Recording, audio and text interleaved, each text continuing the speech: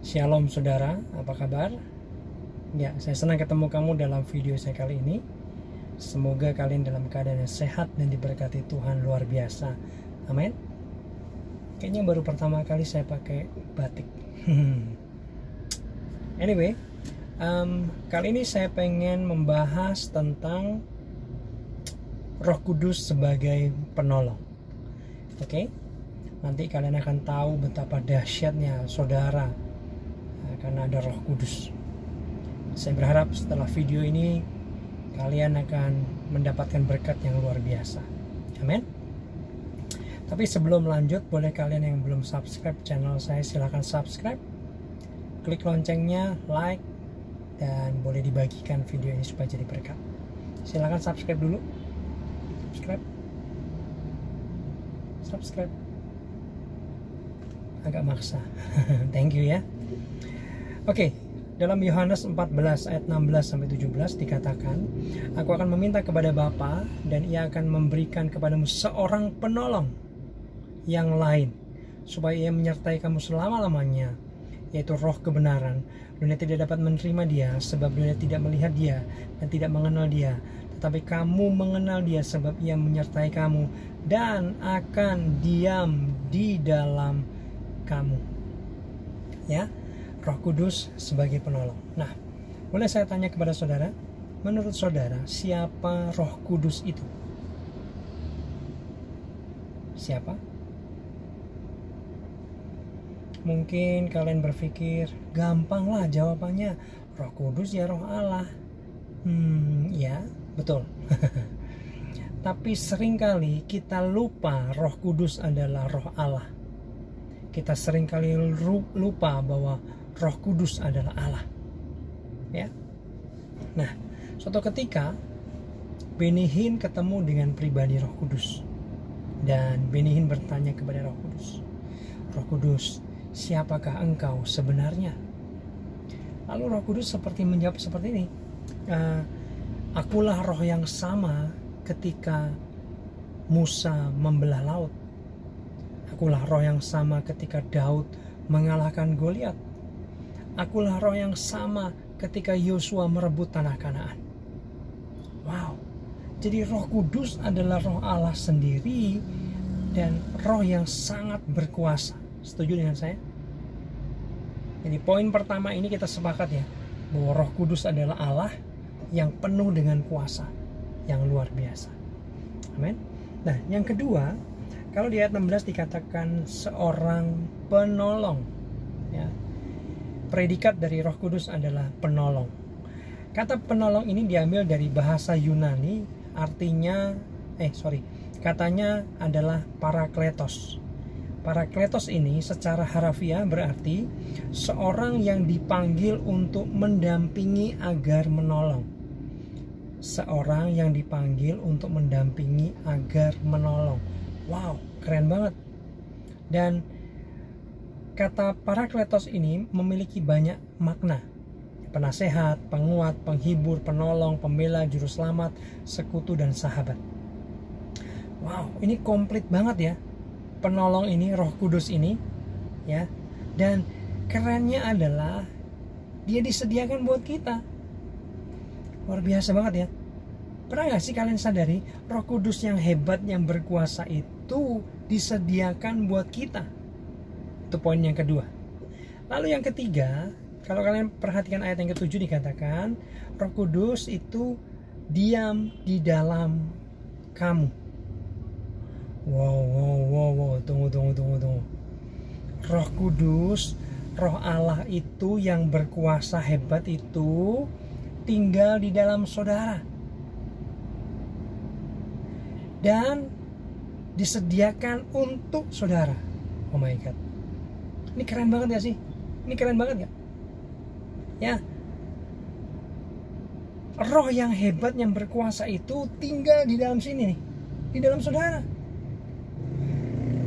Berlebihan tidak kalau saya berkata bahwa kita ini sebenarnya manusia ilahi. Manusia, tapi di dalamnya ada Allahnya. Keren banget gak? Sadar gak sih kita?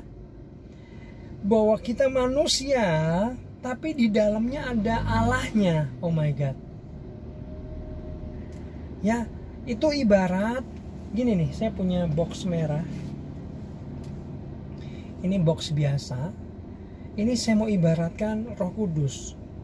Ya, walaupun saya tahu Roh Kudus itu bukan benda mati, tapi dia adalah pribadi karena ditulis seorang.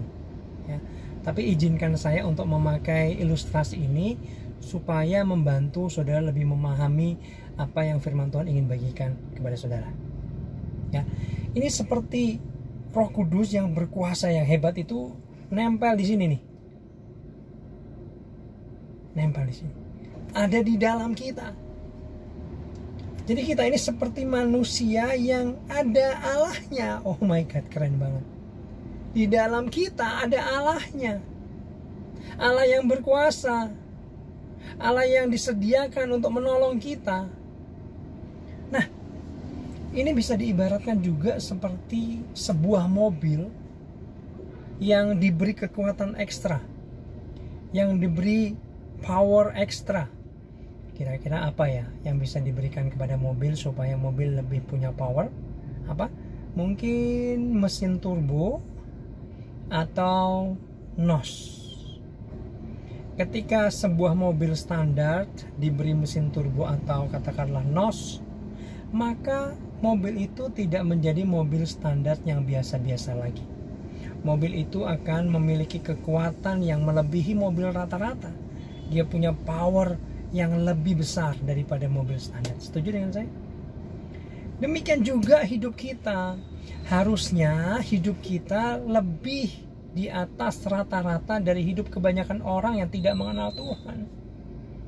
Harusnya hidup kita lebih kreatif, lebih maksimal, lebih punya hikmat, lebih punya kreativitas, lebih unggul dari orang-orang yang tidak percaya. Kenapa? Karena ada Allahnya di dalam sini. Tapi masalahnya, kenapa banyak orang Kristen yang hidupnya standar aja? Kenapa banyak orang Kristen hidupnya biasa-biasa aja? Karena mereka tidak pernah mengaktifkan roh Allah atau Allah itu yang ada di dalam diri mereka. Sudah ada, setiap orang percaya itu ada roh Allahnya. Tetapi seperti diselimutin, ditutup, digembok. Lo di sini aja. Biar gua hidup semau saya menurut kecakapan kemampuan saya. Sehingga tidak heran hidup orang Kristen seperti ini, hidupnya standar-standar aja, atau bisa dikatakan biasa-biasa aja. Nah, saya mengajak pada saat ini dalam video ini untuk setiap kita yuk berkomunikasi yuk dengan Roh Kudus. Minta bimbingannya yuk. Tidak perlu masuk kamar, tutup mata, lipat tangan. No. Karena Roh Kudus sudah ada di sini bersama dengan saudara, di dalam saudara. Saudara itu dikatakan tadi Parakletos, ada katanya sahabat. Dia juga sahabat kita. Ketika kita mau minta bimbingan atau berkomunikasi dengan Roh Kudus, saudara cukup berkomunikasi di dalam hati. Roh Kudus, apa yang harus aku lakukan? Pimpin aku ya Roh Kudus. Maka ketika engkau berdoa dan minta pimpinan dan mengandalkan Roh Kudus, maka Roh Kudus akan bekerja. Amin. Roh Kudus itu tidak pernah keberatan saudara untuk menolong saudara. Malah dia pribadi yang menyenangkan, dia siap sedia untuk saudara. Ini seperti gini nih. Come on, ayo. Kamu minta tolong apa? Dia sudah siap, sigap untuk menolong kita. Ketika dia diandalkan, maka dia akan bekerja. Maka dia akan merespon dengan senang hati. Dia tidak pernah merasa kerepotan, karena identitas dia adalah penolong. Amin saudara. Nah, banyak orang Kristen tidak pernah mengerti kebenaran ini. Bahkan seringkali orang Kristen itu lupa kalau ada roh Allah yang besar itu tinggal di dalam dirinya. Sehingga ketika dia lupa, maka dia memandang dirinya standar, biasa aja, bahkan di bawah rata-rata. Tapi hari ini firman Tuhan mengingatkan kita bahwa ada Roh Kudus, roh Allah yang perkasa itu tinggal di dalam saudara dan saya. Amin. Mari aktifkan Roh Kudus, mari sering berkomunikasi, mari andalkan Dia. Maka saya percaya hidupmu akan dahsyat dan luar biasa, meraih lebih banyak kemenangan. Mungkin saat-saat ini sedang ada krisis, sedang menghadapi masalah, pergumulan, badai hidup. Ini saatnya engkau berkomunikasi dengan Roh Kudus dan minta bimbingannya, engkau mengandalkannya, maka Roh Kudus akan merekayasa, Dia akan membuka jalan, Dia akan menolong kita menghadapi setiap keadaan yang sedang saudara alami. Ya, suatu ketika ada seorang yang sedang menghadapi ujian besok hari, ujian final kedokteran. Dan ketika dia lihat bahannya begitu sangat banyak, buku bertumpuk-tumpuk, dia putus asa, dia nggak ngerti, dia serasa nggak sanggup. Lalu dia mulai berkomunikasi dengan Roh Kudus. Roh Kudus, tolong aku, saya nggak sanggup nih, apa yang harus aku lakukan? Dia hanya ngomong seperti itu, minta bimbingan seperti di dalam hati kepada Roh Kudus. Maka seperti dia dapat arahan, dia hanya mempelajari 2 lembar kertas sederhana, ya. Dia hanya pelajari itu seperti dia yakin bahwa itu adalah bimbingan dari Roh Kudus. Maka dia pelajari dengan sebaik mungkin, dia singkirkan semua buku yang lain, dia abaikan semua, dia hanya belajar buku atau kertas 2 lembar itu. Padahal kertas itu 20 tahun tidak pernah ditanyakan dalam ujian final kedokteran, karena pertanyaan itu dianggap sudah usang, sudah kelewat zaman dan lain sebagainya. Tapi karena Roh Kudus dia mempelajari itu. Besok harinya dia ketemu dengan 9 calon dokter lain yang sedang ikut bersama-sama ujian dengan dia. Ketika dia cerita bahwa dia hanya belajar 2 lembar itu, dia ditertawakan. Itu soal gak pernah keluar, itu soal sudah usang, gak mungkin dikeluarkan, kamu ada-ada aja. Tetapi apa yang terjadi saudara, ketika selesai semua ujian itu, 10 orang itu selesai ujian, hanya 1 orang yang lulus, yaitu anak Tuhan itu. Karena apa? Karena dia dapat bocoran dari Roh Kudus Sang Penolong itu. Dia nggak perlu belajar terlalu rumit, terlalu banyak, ya. Dia ditolong oleh Roh Kudus sehingga dia berhasil. Dan 9 orang lainnya dia belajar mati-matian sepanjang malam dengan buku-buku yang rumit yang banyak, tapi hasilnya dia atau mereka nggak lulus. Itu adalah sebuah contoh pertolongan Roh Kudus yang luar biasa dalam kehidupan seseorang. Amin. Ketika engkau mengandalkan Roh Kudus, yang Roh Allah itu sendiri, maka hidup akan penuh dengan kemenangan. Yeremia 17 ayat 7 berkata apa? Diberkatilah orang yang mengandalkan Tuhan. Ya, diberkati orang yang mengandalkan Tuhan. Lalu suatu ketika ada seorang chat ke saya, dulu anak rohani saya. Dia bilang, "Kak, saya nggak ngerti kenapa Tuhan mengizinkan ini. Saya udah capek, Kak. Kenapa sih Tuhan seperti ini? Saya udah 3 tahun ini nggak dapat kerjaan. Saya sudah ngelamar pekerjaan kemana-mana. Hasilnya 0, hasilnya nihil. Saya nggak dapat kerjaan. Saya ini susah, Kak. Saya ini malu dengan keluarga. Tuhan tidak pernah mendengar doa saya. Gimana nih, Kak?" Ketika saya baca chat itu, saya dengan sok tahu, merasa lebih rohani dari dia, saya tulis banyak hal. Tapi sebelum saya send, puji Tuhan saya sadar. Ya ampun, ini hasil dari pemikiran gue sendiri. Lalu dengan mengalahkan diri sendiri dan rendah hati, saya hapus itu semua yang banyak tadi sampai habis 0 gitu ya. Lalu saya taruh handphone saya doa, Roh Kudus ampuni saya. Sekarang apa yang harus saya jawab di masalah ini? Dan akhirnya saya muter sebentar, saya ambil handphone saya tulis. Saya percaya itu bimbingan Roh Kudus. Saya hanya menulis 2 kalimat sederhana, lalu saya kirim.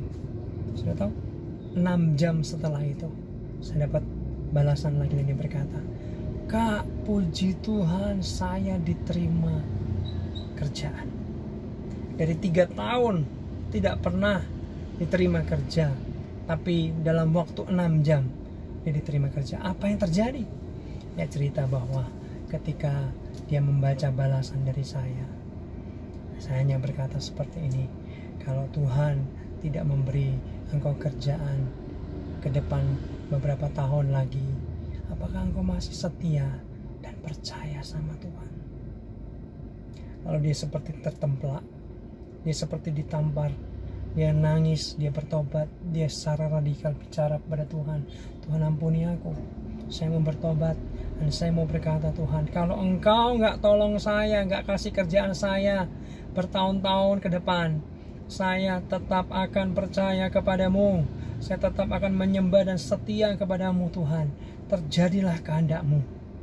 Ketika dia berkata seperti itu dengan hati yang jujur di depan Tuhan, nah ketika Tuhan melihat seperti itu, seperti dianggap Tuhan, ini anakku sudah lulus, dan dia langsung menjawab pergumulan dari anak itu. Luar biasa, saudara. Siapa yang tahu kita harus menjawab seperti apa? Roh Kudus yang tahu, penolong itu yang tahu, yang akan menolong kita ketika kita minta tolong sama Roh Kudus. Amin, saudara. Boleh saya menyarankan, sebelum engkau membuat keputusan apa-apa, sebelum engkau pengen sesuatu, ingin buat hal-hal yang penting, ingin melakukan sesuatu, saya menyarankan sebentar saja berkomunikasilah dengan Roh Kudus, berdoalah kepada Roh Kudus, minta bimbingan dan pertolongannya. Saya percaya ketika Tuhan Roh Kudus itu diandalkan, maka dia saya bekerja buat saudara, menolong, membimbing saudara meraih kemenangan demi kemenangan yang luar biasa. Amin.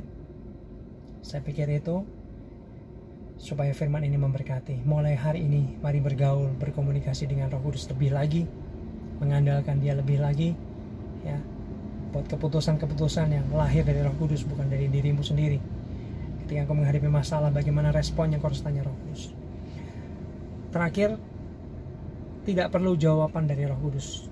Itu terserah Roh Kudus mau jawab seperti apa. Mau jawab boleh nggak boleh, itu bagian dia. Tapi bagianmu adalah saudara perlu bertanya, saudara perlu mengandalkan Roh Kudus, saudara perlu minta bimbingan kepada Roh Kudus.